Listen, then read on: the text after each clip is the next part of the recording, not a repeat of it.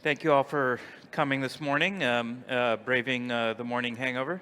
I'm very excited to have this excellent group here. David Chaum, probably he's credited with inventing digital currency, founded Digital Cash, and his combined master's and doctoral theses contained 80 or 90% of what we now know as the blockchain.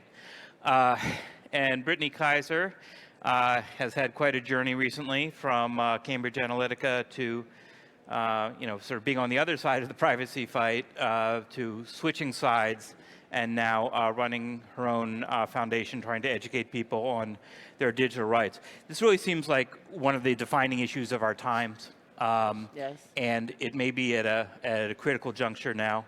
But I'd like to start with just very brief history, how your personal awakenings on the seriousness of this. And David, it goes back to the early 1980s when the U.S. government was clamping down on cryptography. Why did that strike you as a threat? And briefly, what did you do about it?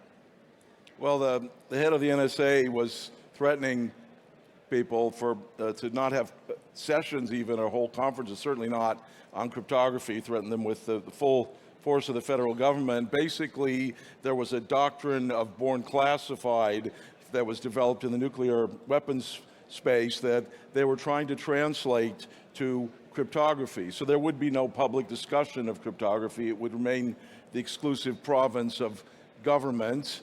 And I had realized in the late 70s and early 80s how fundamentally important cryptography would be as the only way that people could protect their own interests enough to be participants in democracy. And so I felt that it would be absolutely unworkable to have it be a non-public technology. And so I organized the whole conference on cryptography and secretly put together an international association for cryptologic research, announced that at the conference as the sponsor, and then all the NSA people in the audience turned green. So it was done. It was over, and now cryptography has been set free. You know, it's interesting. In the U.S., you have a very large segment of the population that would never give up guns or any form of military equipment to their government because they see it as foundational to freedom. To me, it's easier to make the argument that cryptography is an essential guardian of freedom more than a gun and a bunch of bullets. Brittany, you've had quite a story. If you've seen the movie The Great Hack, she's the star. She's one of the two major Cambridge Analytica whistleblowers.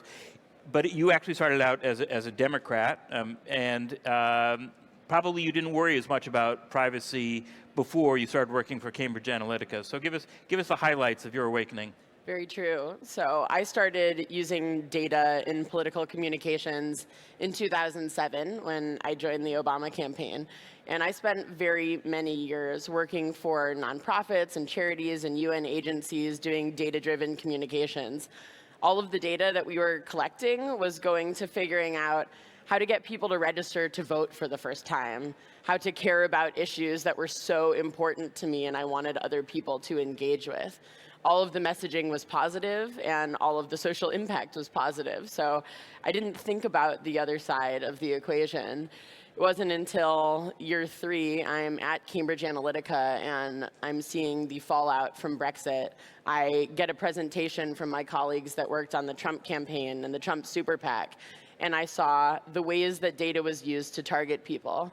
And most people around the world somehow didn't see a lot of this coming because they didn't realize that all of their data made the targeted advertising on their newsfeed totally different from the person sitting next to them.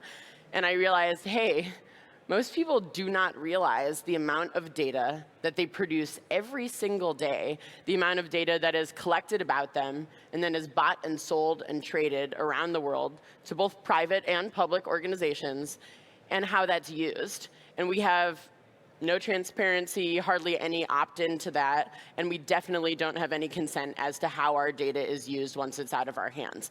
So I thought, you know what?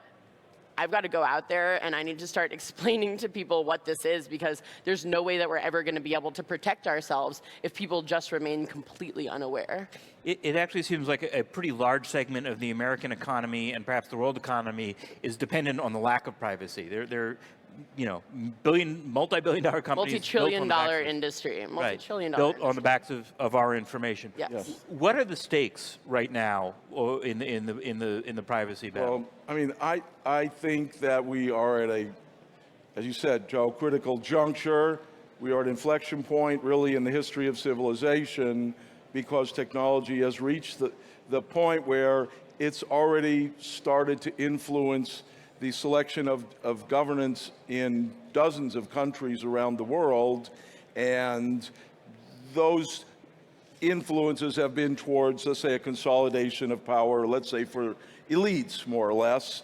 And we've also seen the same kind of technology being used to turn any kind of social unrest or protest, which has traditionally been the escape valve for discontent, be turned completely around, and all the activists and so on a year later end up in jail. And look at all these, the Arab Spring was a complete reversal of what the intention was, and we see this happening in many other places.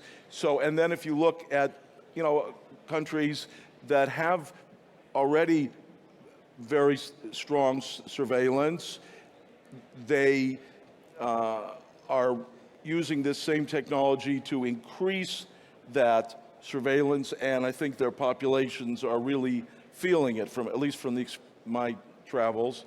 So globally, we're at a point now where spying on who talks to whom and when and all this data is shifting control in a new and unprecedented way that is apparently quite irreversible.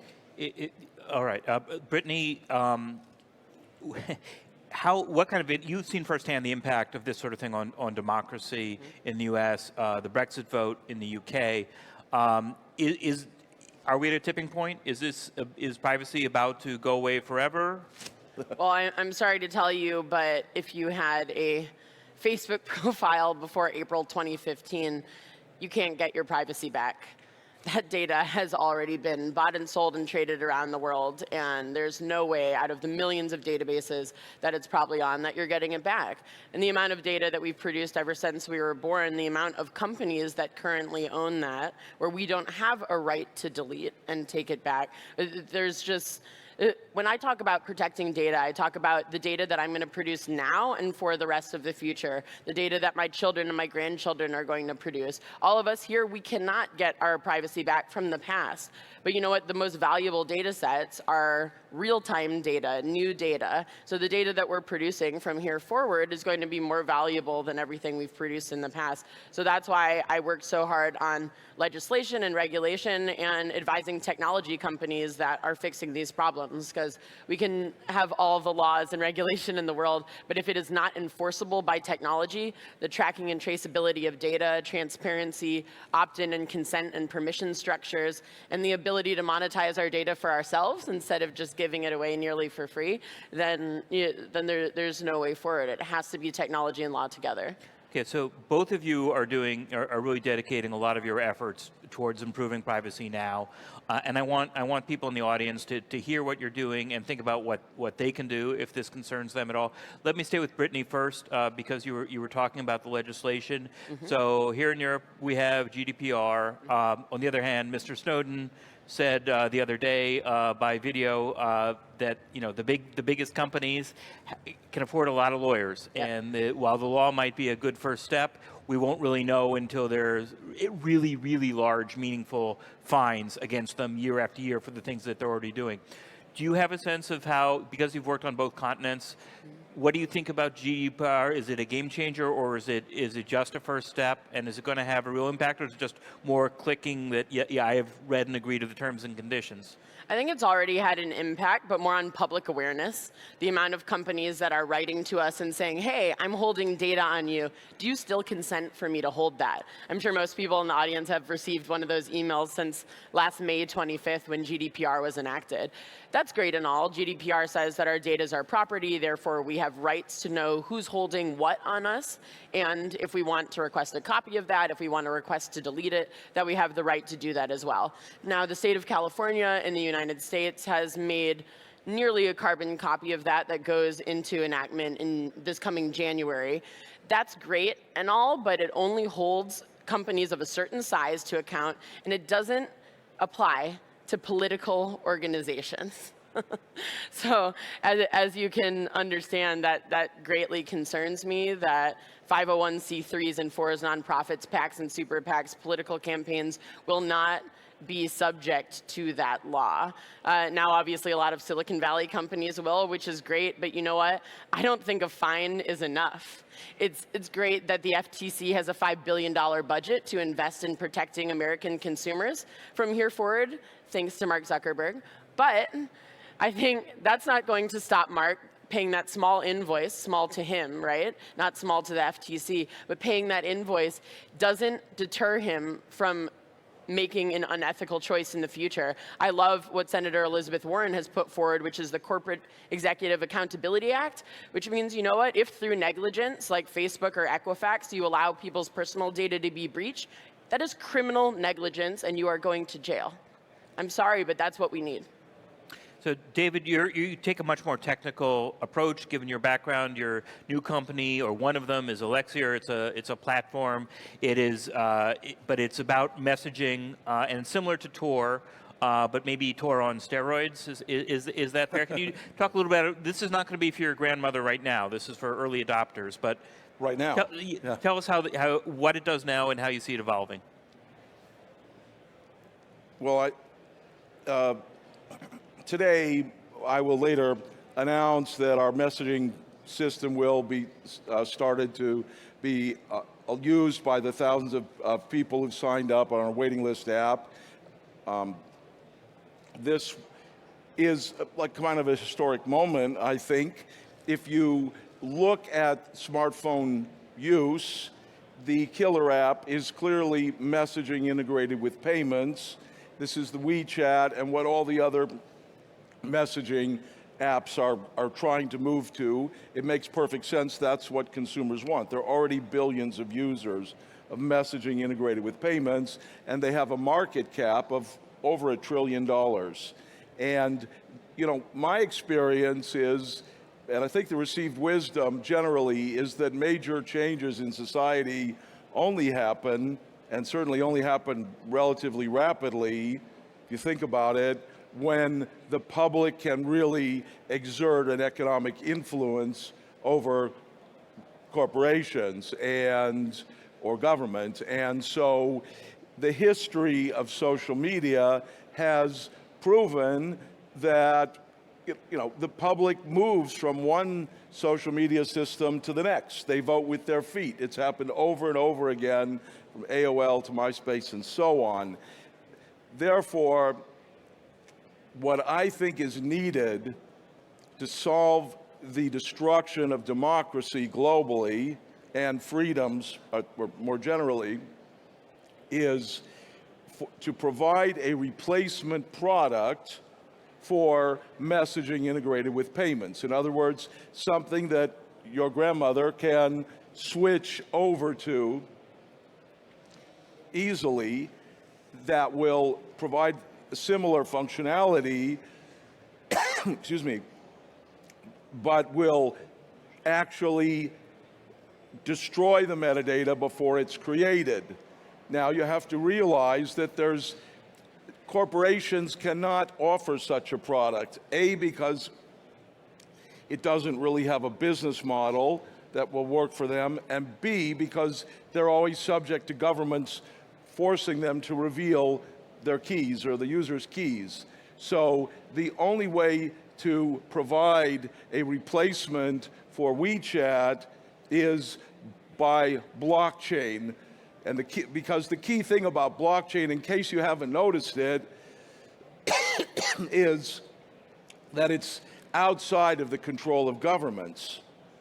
That's the real thing that Bitcoin did, and that's why major enterprises are all expressing interest in blockchain. It's because it scares them that there could be something outside of their control. So the only way to provide such a replacement product is with blockchain, and that is what my companies are doing. And today, as I mentioned, we're starting to let people start to use our messenger, and later we will have also a payment system integrated in our quantum resistant blockchain. So this is not a solution that's easily attacked by governments. We'll have the most robust and strongest blockchain technology out there by a considerable measure, and it will allow that, it will synthesize that kind of a product for ordinary people so they can vote with their feet, and that is the way to solve this and restore democracy. And just one last thing, Joe, just that I want to point out that I don't believe you have to solve all privacy problems. That's very, very difficult because there are cameras and IoT and all of this. However, I believe it's necessary and sufficient that each person has a protected sphere of their friends, family, people they discuss political things with, organizations they support or that support them, that is perfectly protected, and the rest you can leave out. Okay. Brittany, so for the average person who is not going to explore a brand new technology in an alpha version, what can you do? What can one do? Do they have to walk away from Facebook? Do they have to pretend that they live in Europe and demand that their data be deleted, unless they actually happen to live here? Yeah. What should the average person who cares about this do?